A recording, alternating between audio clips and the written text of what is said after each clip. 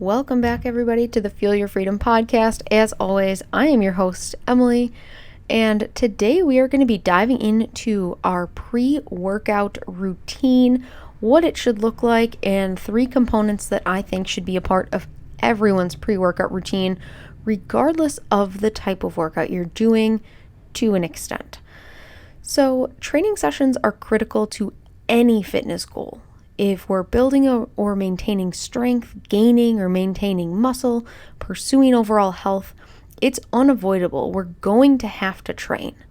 And while we can lose weight from manipulating our nutrition and eating in a calorie deficit, strength training is basically required to maintain muscle mass and, again, just improve overall health, right? We should strive then, I think, to get the most out of our training sessions. And while I've talked about having a great program, making sure you're working within your movement capabilities and many other factors that go into it, I have yet to touch on one variable that I personally find crucial to my training routines or my training sessions, and that is my pre-training routine. Just like we have a morning or a night routine, we should likely have a pre-workout routine as well. This functions as our time to get in the zone and get ready to train. It puts us in the right headspace and ensures that when we do that first rep, we are set and ready to go. For me, I have 3 non-negotiables I use when preparing for a training session, and that's what we're going to dive into today. This includes supplements and food, setting a session goal, and getting in the zone. So first, pre-workout supplements and food. One of the most important parts of this routine might be the food. Regardless of the type of workout you do, food is going to be a necessity. For the sake of this article, we're going to talk about in terms of general training, right? A workout with some strength components, some cardio components.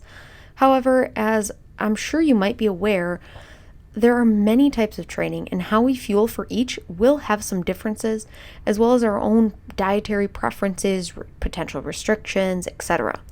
But for today, we're just focusing on a general training program. As with the rest of our lives, food is the main priority and supplements fill in the gaps. So we'll start there. Ideally, we should try to eat something with carbohydrate and protein focused pre-workout, right? For the large majority of people, carbs will be the body's main source of fuel. So we want to make sure to have some readily available when we step in the gym for our workouts. But eating prior to a training session, especially when it's early in the morning, isn't always feasible or preferred. In those cases, we'll want to make sure we have a shake or breakfast ready and waiting for us post-workout, especially if we're running right into work or on with the rest of our day. Taking time before the workout or taking time the night before to prep all of this supplements, food, etc. can set us up for success, not only in that workout itself, but also for the rest of our day. The second part to this is supplements. Pre- and intra-workout supplements can further fill the gaps, especially those intra-workout supplements if we're not eating prior. So kind of like I talked about before, if we're not going to eat food prior to a workout, have it ready after, but also potentially have an intra-workout supplement for you.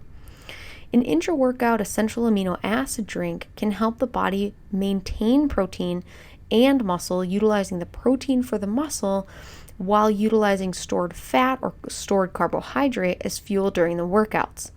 If we're consistently working out fasted, we'll likely want one of these EAA supplements or essential amino acid supplements. If it's a hot, humid day and we're sweating heavily, an electrolyte supplement might also be warranted. Now, backtracking to our pre-workout, these supplements, while not necessarily necessary, can provide a push of motivation we sometimes need. Pre-workout supplements can promote blood flow and, in turn, improve performance during the workout itself. Among other ingredients, caffeine is a common one found in these pre-workout supplements, so oftentimes a cup or 2 of coffee can sometimes do the trick. While I sometimes use pre-workout supplements in all of their forms specifically for pre-workout, sometimes I'll just make sure to have caffeine or just be ready and awake while I'm heading into the gym. This brings us to number 2, setting the goal for the session. When we're fed, we're supplemented, and at least have those things with us for the rest of the day, it's now time to get into the session. In my opinion, each session should have a goal. That's how I program as a coach, right? There are some sessions with a goal of feeling better, some focused more on strength in a specific area or improving power. There are an infinite number of goals that can be at the forefront as I write someone's program. However, none of these are as important as the goal you set for yourself. When you step in the gym, what's the goal for that session you're starting? If you don't have one, you may be leaving progress on the table, because when we have a goal, we can then work backwards from that goal. We can frame all of the other decisions in the context of that goal. So once we find the end point, right, wherever you want to be at the end of the session, then if an exercise, rep count, set number, etc. brings you closer to that goal, it's an easy yes. If it moves you further away from that goal, it's an easy no, or at least a not right now, or not during that training session. Setting this goal provides a focus and direction, focuses you in that short term, right? We might have a long-term goal that we might need to get to in 1, 2, 3, 4 phases of a program, but having an intra workout, a specific goal for the workout you're going into, can be super helpful and super beneficial. And that's why I think it's an integral part of that pre-workout routine. Take that time in the drive into the gym or right before you start your workout to set your intention, your goal for that workout. Finally, we're into number 3, getting in the zone. Setting your goal for the session actually started this process, but we finish it as we step into the gym. Because when we're in the zone, we're dialed in. We're not focused on the things outside the gym or anything else we might have going on. We're focused on dialing into the session at hand. We're focused on completing the reps to the best of our ability and improving within the context of the goal you set during that session. Arguably, even though this is the last one on the list, and I know caffeine and food is important to fuel the workouts and all the things, this might be the most important one. Because dialing into our session makes all the difference in the world. It's what separates a mediocre session from a great one. It can take a session to that next level we might be pushing for or wanting to hit.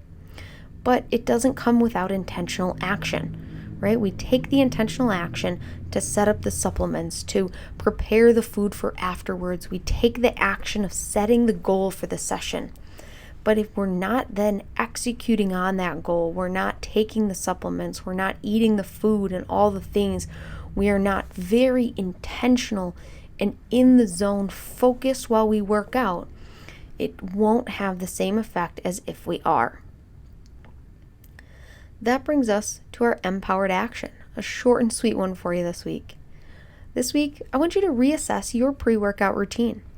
Are you in the zone when you walk into the gym? If not, reassess. What can you change and improve to get more out of your training session? Take those actions this week and see how it changes your training. Note the difference and continue what helps, stop what doesn't, and adjust as you see fit. As always, thank you so much for tuning in to this week's episode of the Feel Your Freedom podcast. I think that's all we have. It's a short one, it's a sweet one, but I think the pre-workout routine is often overlooked because we just hop right into the gym and onto the rest of our workout. Thank you again so much for tuning in. If you want to leave a rating and review, if you're listening on Apple Podcasts, or share this episode with a friend if you think it'll help someone. Otherwise, thank you again and again and again. I'm not sure, but thanks for tuning in, and I'll chat with you next week. Bye, everybody.